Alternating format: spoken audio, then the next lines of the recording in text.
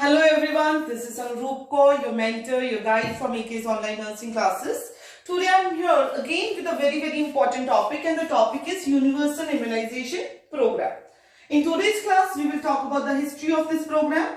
Then we will be discussing the recent immunization schedule along with all the current advances, and at the end we will talk about Mission Indradhanush. एक आप लोगों के लिए important information, अगर आप लोगों ने हमारी जो फर्स्ट वीडियो है विच इज ऑन वैक्सीनेशन नहीं देखी है तो प्लीज पहले इस चैनल पे जाके उसको देख लीजिए। उससे आपके वैक्सीनेशन रिलेटेड कंसेप्ट्स और भी क्लियर हो जाएंगे एंड आपको इस प्रोग्राम को याद करना, इस शेड्यूल को याद करना बहुत इजी हो जाएगा।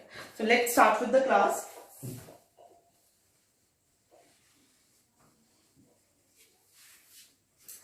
सबसे पहले तो जो वैक्सीनेशन एंड इम्यूनाइजेशन का कंसेप्ट है होपफुली आप लोगों को क्लियर है।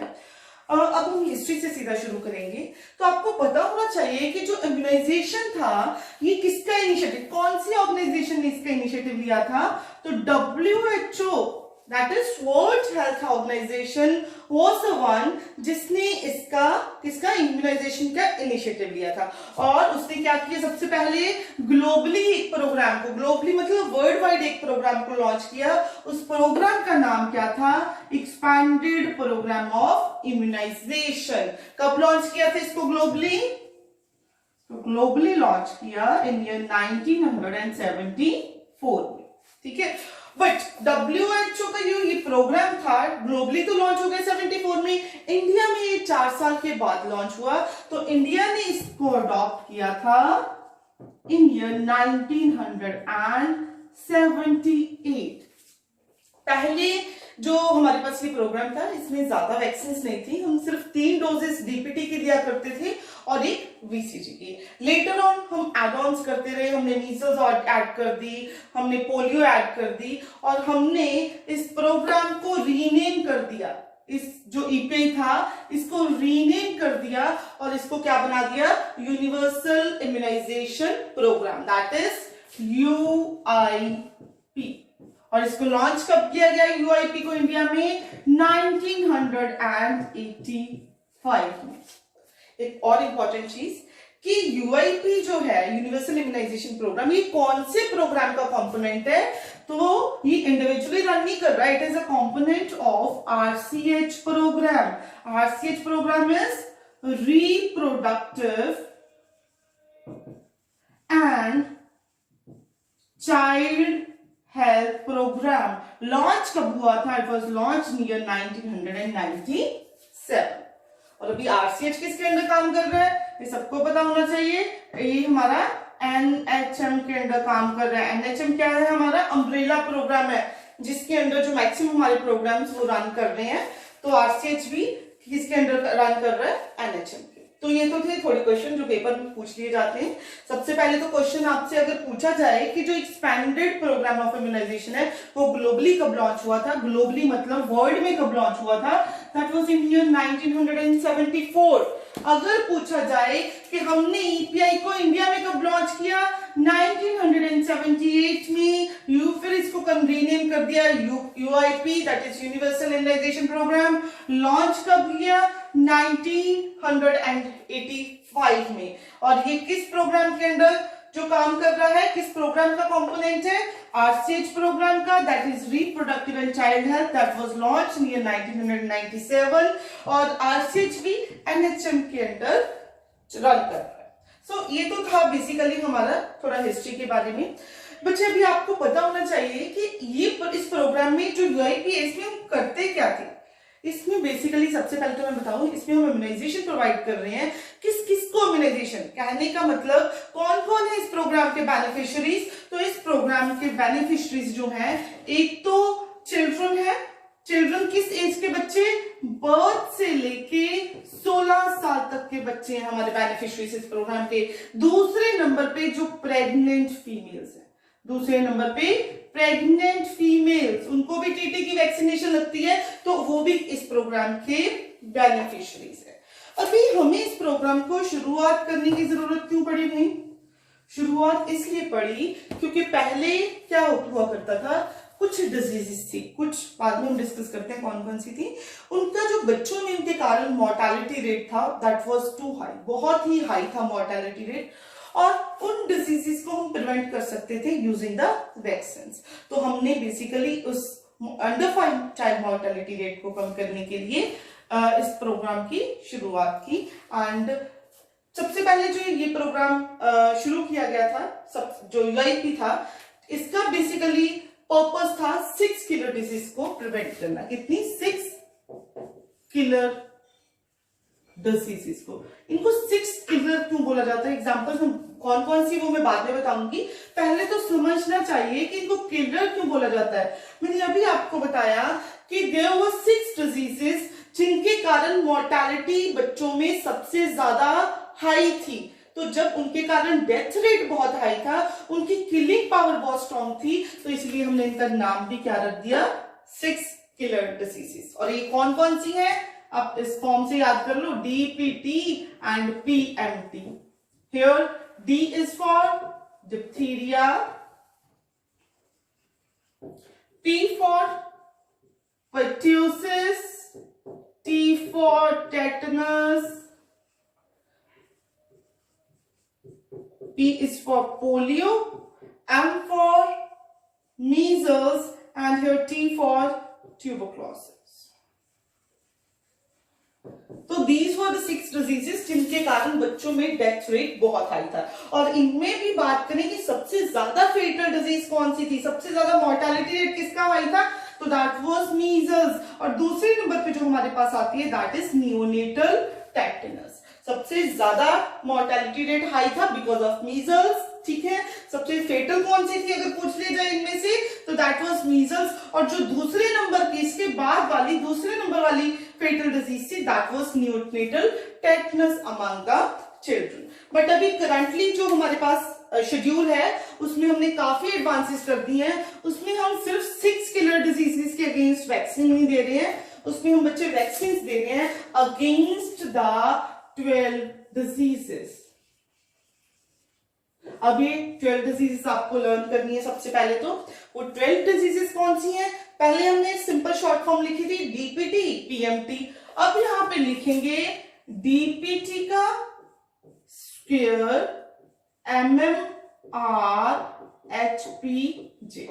वैसे अगर आपने बनाना है कोई भी इसका निमोनिक बना सकते हो, but it is quite easy to learn. तो निमोनिक्स में भी इतना कंफ्यूज होने की जरूरत नहीं होती है। तो सबसे पहले तो DPT पता ही है आपको, पहले DPT लिख देते हैं, it is diphtheria,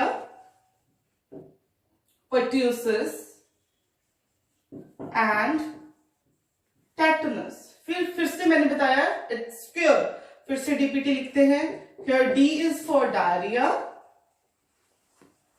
P for polio, T for tuberculosis, MMR ये सबको पता होना चाहिए, measles, M for measles, M for mumps and R for rubella। ये जो नेक्स्ट लिखा था मैंने HPJ, H पहले से ही जो वैक्सीन ऐड है that is for hepatitis B, P is for pneumonia and J for Japanese encephalitis. तो इस चीज को लर्न कर लीजिए आप, ठीक है, कि अभी जो हमारा करंट शेड्यूल है उसमें हम वैक्सीन दे रहे हैं अगेंस्ट 12 डिजीजेस। और वो 12 डिजीजेस कौन सी हैं, diphtheria, pertussis, tetanus, diarrhea, polio, tuberculosis, measles, mumps, rubella, hepatitis B, pneumonia and Japanese encephalitis। इस पे भी क्वेश्चन पूछ लिया जाता है कि कौन कौन सी डिजीजेस की वैक्सीन हमारे यूआईपी के अंदर इंक्लूडेड है। तो इसके बाद हम डिस्कस करेंगे इस क्लास का, आज की क्लास का सबसे important part, and that part is national immunisation schedule. Dear, अगर मैं आपको बताऊं तो आपको कोई भी एग्जाम ऐसा नहीं मिलेगा जिसमें इस शेड्यूल से कोई क्वेश्चन ना आया हो। तो जल्दी हर पेपर में आपको इसमें से क्वेश्चन मिलेगा। और स्टूडेंट्स हमेशा कंफ्यूज हो जाते हैं कि मैम कब किस एज पे कौन सी वैक्सीन देंगे, बिकॉज क्वेश्चन इसी तरीके से पूछा जाता है कि आप बर्थ पे कौन सी वैक्सीन दोगे, ओपीवी की बूस्टर 1 कब दोगे, डीपीटी की बूस्टर 2 कब दोगे। तो आपको इस शेड्यूल का एक एक चीज आपकी टिप्स पे होनी चाहिए, because it is important from examination point of view. तो आपको कंफ्यूजन ना हो, आप इजीली लर्न कर पाओ, तो हमने एक ट्रिक बनाई है। दैट इज, वो ट्रिक क्या है? वो ट्रिक है, सबसे पहले तो आपको उसका बैकग्राउंड सा बता दूं। वो ट्रिक है कि एक बच्चा अपनी माँ से बात कर रहा है। बात करने का मतलब आईपीआर, जो हम प्रोफेशनल उसमें वर्ड्स में बोलते हैं, कि बच्चा एक अपनी माँ से बात कर रहा, आईपीआर मेंटेन कर रहा है, चलो हम बोल देते हैं। तो बोल क्या रहा है कि माँ, जो तुम्हारे पास मेरा मोजड़ा पड़ा है, मोजड़ा का मतलब जूता, वो मुझे दे दो। क्या बोल रहा है कि माँ, जो तुम्हारे पास मेरा मोजड़ा पड़ा है वो मुझे दे दो। हमने इसको सीक्वेंस में लगाया है, और सीक्वेंस में कैसे लगाया है? पहले आ गया बो, दो, DOHS बो, DOHS दो, MAJP इट इज माँ जी, बड़ों को हम हमेशा रिस्पेक्ट से बुलाते हैं भाई, ठीक है। P से पास पड़ा, पास पड़ा मोजड़ा, ठीक है। तो हम ट्रिक एक बार फिर से देख लो। वो दो, माँ जी, पास पड़ा मोजड़ा। और जहां पे बच्चों हमने दो लिखा था, उसके ऊपर आईपीआर लिख दिया। क्या लिख दिया उसके साथ? आईपीआर। दैट मीन्स वो दोनों आपस में बातचीत। तो ध्यान रखना, दो के साथ ही हमने आईपीआर लिखना है। और इसको आप लर्न जब करना है तो किस चीज के साथ कोरिलेट करके करना है? आपको टाइम के, कि किस टाइम पे वैक्सीन देते हैं उसके साथ कोरिलेट करना है। तो थोड़ा सा हम उसको भी पहले देख लेते हैं कि जब बच्चे हमने वैक्सीनेशन करनी है किसी भी बच्चे की, तो सबसे पहला सेशन कब दिया जाता है हर बच्चे को? Eight the time of birth. सबसे पहले उसको वैक्सीनेशन के लिए हम बर्थ के टाइम पे, इमीडिएटली आफ्टर बर्थ उसको वैक्सीनेट करते हैं। उसके बाद 6 वीक्स पे उसको बुलाते हैं सब सेंटर पीएससी, जहां पे भी बुलाना है। उसके 6 वीक्स दैट इज 1.5 मंथ। उसके बाद 10 वीक्स पे वैक्सीनेशन दी जाती है। फिर 10 वीक दैट इज 2.5 मंथ्स। उसके बाद 14 वीक्स और 3.5 मंथ्स। उसके बाद सीधा बुलाते हैं हम 9 मंथ्स पे। उसके बाद 6 मंथ्स टू 24 मंथ्स। एक चीज थोड़ी सी मैं बता दूं, मैंने आपको शुरू में बताया था कि जो बेनिफिशरीज है इस प्रोग्राम की, they are the children from age, कितनी एज से कितनी एज तक? बर्थ से लेके 16 साल तक के जो बच्चे हैं वो बेनिफिशियरी हैं। तो यहाँ पे मैंने 2 साल तक का ही लिखा भी, बिकॉज जो इंटेंसिफाइड, जो ज्यादा वैक्सीनेशन हम देते हैं, ज्यादातर वो 2 साल तक हम मैक्सिमम देते हैं। उसके बाद इतनी नहीं होती, तो जो नेक्स्ट पार्ट है वो हम बाद में इजीली डिस्कस कर लेंगे। तो पहले तो इसी को पढ़ते हैं कि सबसे शुरू करते हैं। पहले आ गया, क्या लिखा था? वो कब देते हैं? बर्थ पे।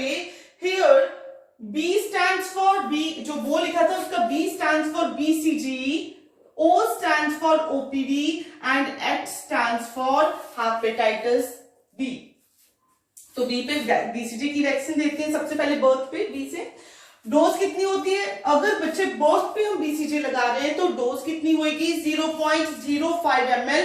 अगर बर्थ पे नहीं लगा, मिस हो गया और 1 महीने के बाद लगा रहे हैं, बर्थ के 1 महीने के बाद लगा रहे हैं, तो हम डोज थोड़ी बढ़ा देते हैं, डोज हो जाती है 0.1 ml। रूट बहुत बार पूछा जा चुका है इसका। इंट्राडर्मल देते हैं, और site is again very very important. कहां पे देते हैं? लेफ्ट अपर आर्म में। जो लास्ट हमारी वैक्सीनेशन पे क्लास थी उसमें मैंने इस पे काफी एम्फेसाइज दिया था कि BCG इंट्राडर्मल देते हैं, लेफ्ट अपर आर्म में देते हैं। बर्थ पे डोज होती है 0.05, अगर 1 महीने के बाद लगाएंगे कि 0.1 हो जाएगी। हेपेटाइटिस बी की डोज कितनी देते हैं? 0.5 ml इंट्रामस्कुलर देते हैं। और एक चीज वैसे ही याद रखना कि जितनी भी जो हम वैक्सीन देते हैं उनकी जो साइट होती है that is anterolateral aspect of thigh. IM की क्या साइट है? Anterolateral aspect of thigh. और साथ ही साथ ओपीवी देते हैं। ओपीवी की बच्चे बर्थ पे जो देते हैं 0 डोज। 0 डोज का और क्या मतलब है? 0 डोज का मतलब बर्थ डोज, ठीक है। तो बर्थ डोज 0 डोज, अगर क्वेश्चन पूछ लिया जाए 0 डोज कब दोगे, तो बर्थ पे दोगे, ठीक है। इसकी डोज कितनी है? सबने ऐड सुनी होगी, 2 बूंद जिंदगी के, तो 2 ड्रॉप्स ही होती है इसकी डोज, ठीक है। और ओरली इसको दिया जाता है। तो ये तो था हमारा वो। B is for BCG। At दूसरे नंबर पे वो आया था, दैट इज OPV, 0 डोज देंगे बर्थ पे। H is for hepatitis, hepatitis B की भी बर्थ डोज देते हैं। नेक्स्ट इसके बाद 6 वीक्स पे क्या करें, मैंने बताया था कि बर्थ के बाद फिर हम कब देते हैं 6 वीक्स पे। 6 वीक्स पे यहां पे मैंने लिखा है 2 DOHIPR, ठीक है। इसको हम 3 पार्ट्स में डिवाइड, DOHIPR को 3 पार्ट्स में डिवाइड कर लेंगे, 3 बार लिख देंगे कहने का मतलब। तो जो पहला हमारा 2 IPR है, यहां पे D is for DPT, D is for DPT। फिर सेकंड था D के साथ क्या है O इज फॉर OPV, ठीक है। H के साथ हमारी 2 वैक्सीन है, H पे क्या है hepatitis B and hip, H से 2 वैक्सीन है हेपेटाइटिस B एंड हिप। तो 2 से क्या बन रहा है हमारा DPT, hepatitis B, hip and OPV की फर्स्ट डोज, DPT की भी यहाँ पे फर्स्ट डोज। और एक चीज और इंपॉर्टेंट चीज बच्चों कि आजकल हम DPT इंडिविजुअल कम दे रहे हैं बिकॉज हमारे पास पेंटावेलेंट वैक्सीन आ गई है। कौन सी? पेंटा का मतलब ये है there it is a combination vaccine जिसमें 5 वैक्सीन इकट्ठे होती हैं। तो 5 कौन कौन सी होती हैं? उसमें DPT होता है, हेपेटाइटिस B होता है, हिप, ये पांचों की वैक्सीन का कॉम्बिनेशन एक वैक्सीन है, दैट इज पेंटावेलेंट वैक्सीन। तो हम और क्या बोल सकते हैं, 6 वीक्स पे पेंटावेलेंट की फर्स्ट डोज दी जाती है, ठीक है। OPV की फर्स्ट डोज दी जाती है। फिर मैंने लिखा था IPR, ये सारे जो रिसेंट हमने ऐड की है न्यू वैक्सीन वो है IPR से। IPR, फिर I is for IPV, P is for PCV and R for रोटा वैक्सीन। I से IPV की फुल फॉर्म क्या है? It is injectable polio vaccine. IPV is injectable. एक और चीज मैं बता दूं बच्चों कि जो इंजेक्टेबल पोलियो वैक्सीन है वो या तो हम सिंगल डोज दे सकते हैं या फिर सिंगल डोज को 2 में पार्ट्स बना देते हैं। तो जो पार्ट्स बनाई हुई होती है उसको बोला जाता है फ्रैक्शनेटेड डोज। जो फ्रैक्शनेटेड डोज होती है वो 2 में डिवाइड, मतलब एक डोज 6 वीक्स पे देते हैं और दूसरी डोज हम कहां पे देते हैं 14 वीक्स पे। बट अगर हम सिंगल ही डोज दे रहे हैं तो हम क्या करते हैं, कब देते हैं हम 14 वीक। अगर सिंगल डोज देनी है 14 वीक पे दोगे, ठीक है। तो अगर 2 डोजेस मतलब फ्रैक्शनेटेड डोजेस देनी है हमने तो एक हम 6 वीक्स पे दे देंगे और एक 14 वीक्स पे दोगे, ठीक है। फिर से वापस चलते हैं। P से क्या है? PCV, that is pneumococcal conjugate vaccine, R is रोटा वैक्सीन, ठीक है, रोटा वायरस वैक्सीन। तो OPV का सबको पता है, डोज हमने पढ़ ली है, रूट पढ़ लिया है। IPV जो है 0.1 ml दी जाती है, जो इसका रूट इंट्रामस्कुलर हो सकता है, सबक्यूटेनियस, इंट्राडर्मल भी हो सकता है, ठीक है। बट जनरली जो फ्रैक्शनेटेड है वो इंट्राडर्मल देते हैं और जो ये हमारी दूसरी वाली है सिंगल डोज देते हैं वो हम सबक्यूटेनियस IM दे देते हैं। जो PCV न्यूमोकोकल कॉन्जुगेट वैक्सीन है, इसकी डोज होती है 0.5 ml, रूट है इंट्रामस्कुलर और मैंने पहले ही बताया है इंट्रामस्कुलर वैक्सीन हम कहां पे, साइट कौन सी होती है? एंटीरियोलेटरल एस्पेक्ट ऑफ थाई। नेक्स्ट रोटा वैक्सीन। बच्चे रोटा वैक्सीन भी जो है ये कितनी देते हैं 1 ml। कई जगह पे आपको 1 ml की जगह पे देखने को मिलेगा 5 to 6 ड्रॉप्स, तो that is also right because 5 to 6 drops मिला के अप्रोक्सीमेटली 1 ml ही बनता है। एंड इसका रूट क्या होता है? रूट इज ओरली, ठीक है। तो ये तो था हमारा 6 वीक्स पे। थोड़ा देख लो क्या क्या देती है। 2 से D is for DPT, O for OPV, H for hepatitis B and hip. और मैंने आपको बताया कि आजकल हम इन 5 वैक्सीन की जगह पे एक सिंगल वैक्सीन यूज कर रहे हैं, कौन सी? पेंटावेलेंट, जिसकी एक डोज दी जाती है, फर्स्ट डोज यहाँ पे दी जाती है, इसकी डोज होती है 0.5 ml, IM दिया जाता है। फिर देते हैं O से OPV, I से IPV, P से PCV एंड रोटा वैक्सीन। फिर आप बात करते हैं 10 वीक पे। 10 वीक पे मैंने बताया था DOH-IPR को आपने 3 में डिवाइड करना है। नेक्स्ट हमारे पास आ गया है 10 वीक्स पे। 10 वीक्स पे सिमिलर इसी को जो यहाँ पे पूरा लिखा है इसी को रिपीट करते हैं, जो 6 वीक्स पे देते हैं उसी को रिपीट किया जाता है। बट यस यहाँ पे IPV एंड PCV नहीं देते हैं। कौन सी रिपीट नहीं दोगे? IPV that is injectable polio vaccine and pneumococcal vaccine यहाँ पे नहीं देंगे। यहाँ पे पहली डोज दोगे, यहाँ पे ये दोनों नहीं दोगे, तो आप क्या क्या देंगे? हम यहाँ पे लिख लेते हैं। फॉर 10 वीक्स पे हम पेंटा की सेकेंड डोज देते हैं, OPV की भी सेकेंड डोज देते हैं एंड रोटा वायरस की भी सेकेंड डोज यहाँ पे दी जाती है। ठीक है, नेक्स्ट हम बात करते हैं बच्चे 14 वीक्स की। 14 वीक्स का जो शेड्यूल होता है वो बिल्कुल सिमिलर, मैंने बताया 10 वीक्स पे सिमिलर ही होगा, पर 2 वैक्सीन आईपीवी एंड पीसीवी नहीं देंगे, बट 14th वीक में it is totally similar to that of 6 weeks. तो 6 वीक्स पे क्या क्या दिया था, यहाँ पे थोड़ा हम फिर से लिख लेते हैं। हम देते हैं पेंटा की 3rd डोज, ओपीवी की भी 3rd dose, IPv and PCV की सेकंड डोज एंड रोटा वैक्सीन की 3rd डोज। ठीक है, यहाँ पे जितनी भी थी उनकी फर्स्ट डोज दी थी, यहाँ पे बेसिकली 3rd आ जाती है, बट आईपीवी एंड पीसीवी की 2nd डोज देते हैं। क्यों? बिकॉज हमने 10th वीक पे वो दोनों वैक्सीन नहीं दी।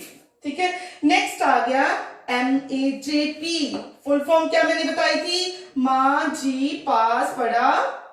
ठीक है, तो here M stands for measles. यहाँ पे 9 मंथ्स पे हम मीजल्स की फर्स्ट वैक्सीन देते हैं। और बच्चे जनरली ना स्टूडेंट्स कंफ्यूज रहते हैं कि मैम कई जगह पे मीजल्स लिखा होता है, कई जगह पे MR लिखा होता है। तो मैं आपको बता दूं कई स्टेट्स में हम MR दे रहे हैं जहां पे अवेलेबिलिटी है, और कई जगह में हम मीजल्स ही दे रहे हैं। तो जो भी अवेलेबल है दोनों में से कोई भी दे सकते हैं।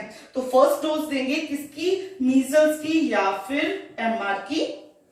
ए से मैंने लास्ट क्लास में आपको बताया था कि जब भी हमने मीजल्स की वैक्सीन देनी है या MR देनी है, उसके साथ हमने विटामिन ए की फर्स्ट डोज देनी ही देनी है। विटामिन ए की फर्स्ट डोज दोगे, और देखो किस टाइम पीरियड पे दे रहे हो बच्चों, आप 9 मंथ्स पे दे रहे हो। तो अगर बच्चा 1 साल से कम है, उसको डोज कितनी दी जाती है विटामिन ए की? विटामिन ए की डोज दोगे 1 ml या फिर मैं बोलूं 1 लाख इंटरनेशनल यूनिट्स। ठीक है, मीजल्स हो गया, विटामिन ए हो गया। जे से हम जापानीज एंसेफेलाइटिस की फर्स्ट डोज देते हैं। यहाँ पे जापानीज एंसेफेलाइटिस की फर्स्ट डोज मीजल्स के साथ ही देते हैं। ठीक है, जिसका कितना डोज होती है? 1 ml, और रूट क्या होता है बच्चों? सबक्यूटेनियस होता है। फिर ये तो हो गया 9 मंथ्स का, जहां पे क्या क्या देती है? एम से मीजल्स देते हैं, विटामिन ए देते हैं, जापानीज एंसेफेलाइटिस देते हैं, एंड पी से कौन सी देती है? पीसीबी की बूस्टर डोज भी यहाँ पे दे दी जाती है। नेक्स्ट 16 to 24 मंथ्स पे, कहां पे? 16 to 24 मंथ्स पे हम कौन सी वैक्सीन देते हैं? यहाँ पे मैंने क्या लिखा है? मोजड़ा। Here M stands for measles, या फिर MR भी लिख सकते हैं। तो सबसे पहली वैक्सीन कौन सी दोगी? मीजल्स या फिर MR दोगी। ठीक है, मीजल्स या फिर MR। 9 मंथ पे हमने मीजल्स की पहली डोज दी थी, यहाँ पे हम इसकी 2nd डोज दे देंगे। O stands for OPV।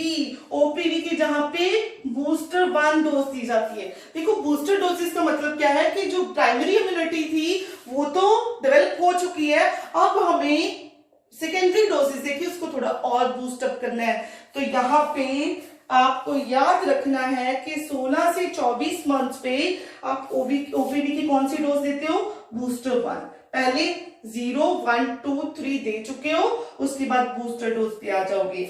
यहाँ पे जापानीज एंसेफेलाइटिस की कौन सी देते हैं? 2nd dose.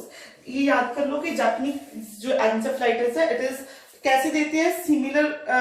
Similarly as that of measles या फिर MR। तो मीजल्स की जब 1 देनी है तभी जापानीज एंसेफेलाइटिस की 1 देनी है, जब मीजल्स की 2nd डोज देनी है तभी हमने जापानीज एंसेफेलाइटिस की 2nd डोज देनी है।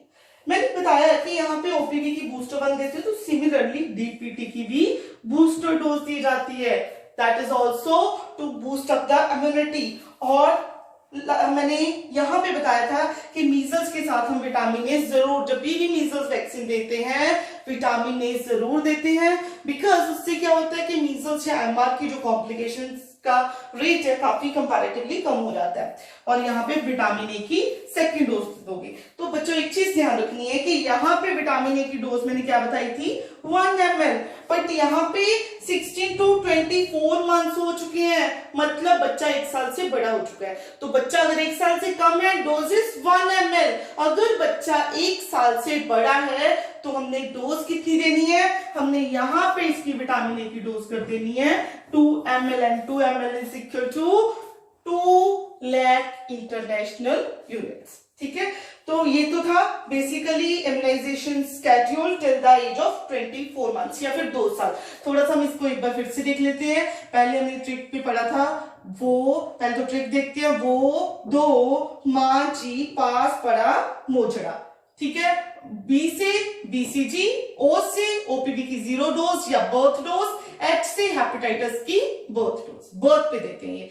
फिर 6 वीक्स पे 2 देते हैं, साथ में आईपीआर। फिर D stands for DPT, O stands for OPT, OPV इसकी first dose and H stands for hepatitis B और हिब। और जो ये डीपीटी, हेपेटाइटिस बी है और हिब है, इनकी जगह पे हम पेंटावेलेट यूज करते हैं। And here IPR stands for, here I stands for injectable polio vaccine, P stands for PCV, R stands for rotavirus। फिर 10 वीक पे भी हम इसी 2 आईपीआर को लिखते हैं, बट यस इसमें 2 वैक्सीन नहीं देते, आईपीवीआर एंड पीसीवी। तो देते कौन कौन सी है, पेंटावेलेट की सेकंड, ओपीवी की सेकंड एंड रोटावायरस की सेकंड। उसके बाद 14th वीक पे इट इज बिल्कुल सिमिलर है 6 वीक से। नेक्स्ट 9 मंथ्स पे कौन सी देते हैं, ट्रिक में हमने लिखा था MAJP, that is M stands for measles or MR, A stands for vitamin A, J stands for Japanese encephalitis and P stands for PCV.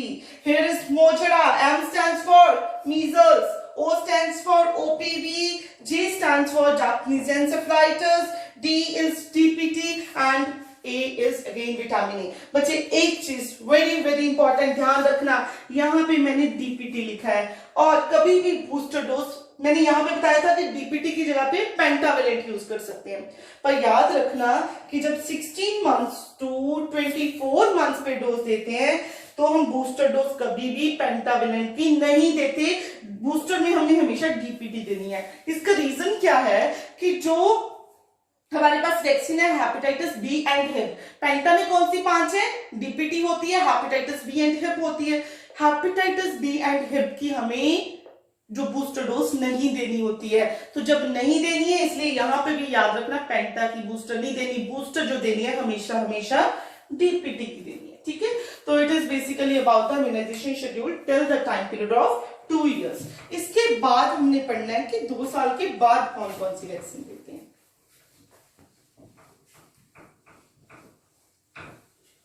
Hopefully आपको काफी क्लियर हो गया होगा, ठीक है। इसको 1-2 बार रिपीट कर लीजिएगा तो डेफिनेटली आपको अच्छे से लर्न हो जाएगा और आप कभी भी इसको नहीं भूलोगे। नेक्स्ट हम बात करेंगे 2 इयर्स के बाद। बच्चे 2 इयर्स तक तो हमने बात कर ली, मैंने पहले ही बताया था कि 2 साल के बाद ज्यादा वैक्सीन नहीं देते हैं। तो कौन कौन सी वैक्सीन कब पहले तो देते हैं एक तो 5 इयर्स पे, फिर 5 में 5 ऐड कर दो, कितना बन गया 10 इयर्स पे देती है।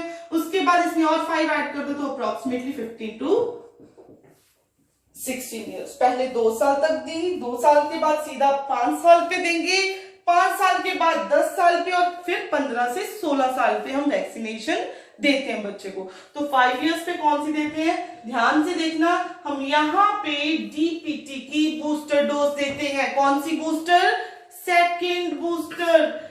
फर्स्ट बूस्टर कब देंगे, जल्दी से रिपीट करो, डीपीटी की फर्स्ट बूस्टर देते हैं 16 मंथ टू 24 मंथ और सेकेंड बूस्टर डोज दी जाती है 5 इयर्स पे। बहुत इंपॉर्टेंट है, बहुत बार पेपर में पूछा गया। और इसी के साथ साथ ओपीवी की भी सेकेंड बूस्टर देते हैं। ओपीवी की भी फर्स्ट बूस्टर हमने कब दी थी, 16 से 24 महीने पे। आफ्टर दैट 10 इयर्स पे हमें ज्यादा वैक्सीन उसके बाद जरूरत नहीं पड़ती है बच्चे। टेटनस देते हैं, that is TT, tetanus toxoid, and यहाँ पे भी हम कौन सी देते हैं, टेटनस टॉक्सॉइड की 15 to 16 इयर्स पे।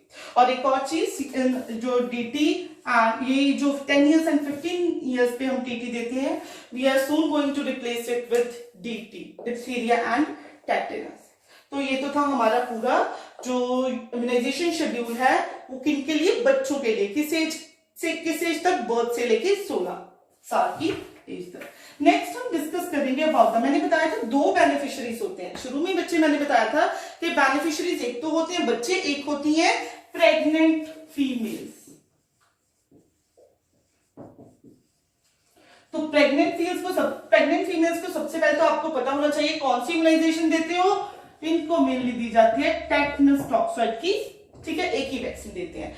और देते शेड्यूल कब कब है, कब कब दोगे, सबसे पहले तो हम दो अलग अलग कंडीशंस ले लेते हैं। ये आपको बिल्कुल मैं सिंपल कंडीशंस बता रही हूँ। पहली है कि इफ द फीमेल इज नलीपेरा। क्या है? इफ द फीमेल इज नलीपेरा, मतलब कहने का कि पहले वो प्रेग्नेंट नहीं हुई है और उसको पहले वैक्सीनेशन भी टीटी की नहीं हुई है, तो हम इसको 2 टीटी के इंजेक्शन देते हैं। कितनी डोज, कितने दोगे? 2 टीटी के इंजेक्शन। टीटी 1 देते हैं एंड टीटी 2 देते हैं। जो फर्स्ट है बच्चे वो तो दे देंगे eight the time of registration. जैसे ही प्रेगनेंसी कंफर्म होएगी, जैसे ही क्या होएगा, प्रेगनेंसी कंफर्म होएगी, इमीडिएटली हम क्या करेंगे, उसकी रजिस्ट्रेशन कर लेंगे और साथ ही उसके टीटी 1 जो है वो इंजेक्शन दे देंगे। उसके बाद सेकेंड डोज कब दोगे? जब हमने फर्स्ट डोज दी है उसके 1 महीने के बाद, 1 month after the first dose. ठीक है, जो पहली डोज दी है उसके 1 महीने के बाद हम क्या करते हैं, टीटी की दूसरी डोज दे देते हैं। दूसरी कंडीशन क्या है, यहां पे तो मैंने बताया नलीपेरा की। अगर मल्टीग्रेविडा है, मतलब पहले भी वो प्रेग्नेंट हो चुकी है, उसके पहले भी बच्चे हैं, तो अगर तो बच्चे उसको पहली प्रेगनेंसी में कोई वैक्सीन नहीं लगी है, सपोज करो पहले उसने वैक्सीनेशन पहली प्रेगनेंसी में नहीं कराई, तो हम सिमिलरली उसको 2 डोजेज देंगे, सेम ही शेड्यूल रखेंगे कि पहली रजिस्ट्रेशन के टाइम पे, दूसरी 1 महीने के बाद।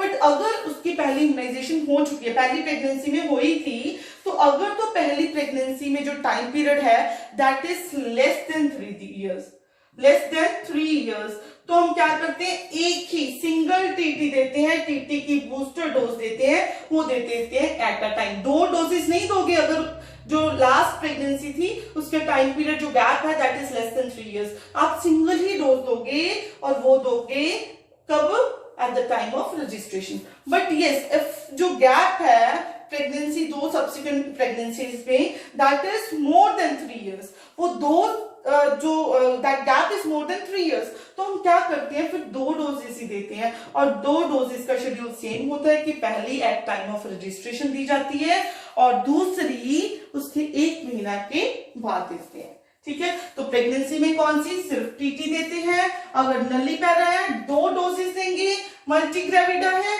और जो टाइम पीरियड 2 सब्सिक्वेंट प्रेगनेंसीज में that is less than 3 years, तो सिंगल बूस्टर से हमारा काम चल जाएगा और वो भी इमीडिएट दे देंगे जब वो हमारे पास रजिस्ट्रेशन करवा लेगी। बट अगर जो सब्सिक्वेंट प्रेगनेंसीज का गैप है that is more than 3 years, तो हमें 2 ही जो टीटी की डोजेस है देनी पड़ेगी। ठीक है, तो that's all about vaccination during pregnancy. Next हम डिस्कस करेंगे अनदर इंपॉर्टेंट टॉपिक जिसमें से आजकल क्वेश्चन पूछे जाते हैं, दैट इज मिशन इंद्रधनुष। अच्छा, सबसे पहले तो आपको पता होना चाहिए कि जो मिशन इंद्रधनुष है, ठीक है, ये किससे रिलेटेड है, तो it is related to immunisation. Immunisation schedule immunisation से ही रिलेटेड है। और इसकी लॉन्च कब हुआ था, 2014 में। कब लॉन्च किया गया ये मिशन, 2014 में। बहुत ही इंपॉर्टेंट क्वेश्चन है, पेपर में पूछा जाता है। और किसने इसको लॉन्च किया था, it was launch by ministry of health and family welfare. किसने लॉन्च किया, ministry of health and family welfare ने।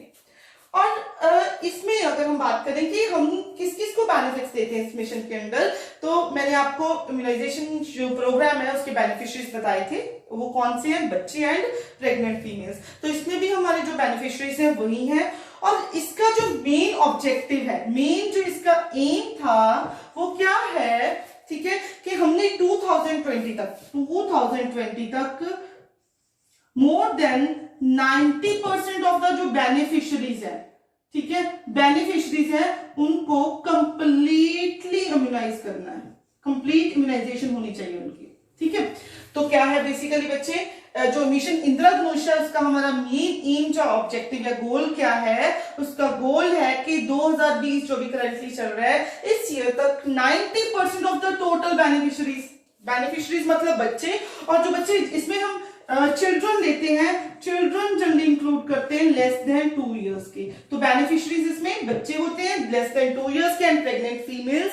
हम क्या करते हैं, if they are partially partially vaccinated कहने का मतलब कि 2-4 वैक्सीन लगी है बाकी की नहीं लगी, या फिर कंप्लीटली अनवैक्सीनेटेड, कोई भी वैक्सीन नहीं लगी है, हम उनको क्या करते हैं, इनरोल करते हैं किस स्ट्रैटेजी के अंडर, कैचअप स्ट्रैटेजी के साथ। कौन सी स्ट्रैटेजी यूज कर रहे हैं, कैचअप स्ट्रैटेजी। कहने का मतलब जो वैक्सीनेटेड नहीं है, जो कंप्लीटली अनवैक्सीनेटेड है या फिर पार्शियली वैक्सीनेटेड है, हमने उनको कैच करना है, हमने उनको पकड़ना है और हमने उनको पकड़ पकड़ के कंप्लीटली वैक्सीनेट करना है। That is the strategy of this mission Indradhanush, ठीक है। और इसको इंद्रधनुष क्या बोला जाता है, तो इसका नाम जो क्या डिपिक्ट करता है, इट इज बेसिकली रेनबो के नाम से पड़ा है। रेनबो में कितने कलर्स होते हैं, 7 कलर्स होते हैं, पर इसमें हम ऐसा क्या करते हैं जिसमें 7 है, तो इसमें भी हम जो मेन बात करते थे 7 वैक्सीन प्रिवेंटेबल डिजीजेस की बात करते हैं कि 7 डिजीजेस के अगेंस्ट सब 2 साल से कम के बच्चे कंप्लीटली वैक्सीनेट होने चाहिए। तो ये 7 इसमें कौन सी है vaccine preventable diseases, DPT, PMT and hepatitis B. I think अभी तक आपको पता होगा कि कौन कौन सी हो सकती है। D is for diphtheria, P pertussis, T tetanus, फिर P stands for polio, M stands for measles, T is tuberculosis and hepatitis B, ठीक है। तो मिशन इंद्रधनुष में हम क्या इसको डिपिक्ट किसके साथ कोरिलेट किया जाता है, हम 7 जो वैक्सीन प्रिवेंटेबल डिजीजेस है उनकी बात करते हैं। हम कहते हैं कि हमने सब बच्चों को एटलीस्ट ये वाली वैक्सीन, ये वाली डिजीजेस के अगेंस्ट कंप्लीटली वैक्सीनेट करना है। तो मिशन इंद्रधनुष का ये सारे इंपॉर्टेंट पॉइंट्स हमने डिस्कस कर लिए हैं। सबसे पहले लॉन्च हुआ 2014 में, किसने लॉन्च किया, ministry of health and family welfare ने। इसका मेन एम क्या था कि 2020 तक more than 90% of the beneficiary completely immunisation उनकी होनी चाहिए। स्ट्रैटेजी हमने यूज की थी कैचअप स्ट्रैटेजी, और इसमें हम मेन बात करते थे 7 वैक्सीन प्रिवेंटेबल डिजीजेस की। तो ये तो था हमारा ऑल अबाउट मिशन इंद्रधनुष। तो आज की क्लास के लिए इतना ही। बच्चे एक बहुत इंपॉर्टेंट चीज कि if you have any queries, देखो इस प्लेटफॉर्म पे, ऑनलाइन प्लेटफॉर्म पे हम बहुत ज्यादा डिटेल में नहीं जा सकते होते, ठीक है। तो कुछ ना कुछ पॉइंट्स रह जाते हैं, बट हम ट्राई करते हैं कि मैक्सिमम जो इंपॉर्टेंट पॉइंट्स है वो तो एटलीस्ट कवर कर लें। If even then you want to study in much more detail, या फिर यू हैव एनी क्वेरीज, तो you can just write it down in the comment section. I will definitely answer you all the queries, ठीक है। तब तक के लिए study hard, subscribe to our channel, and thank you very much.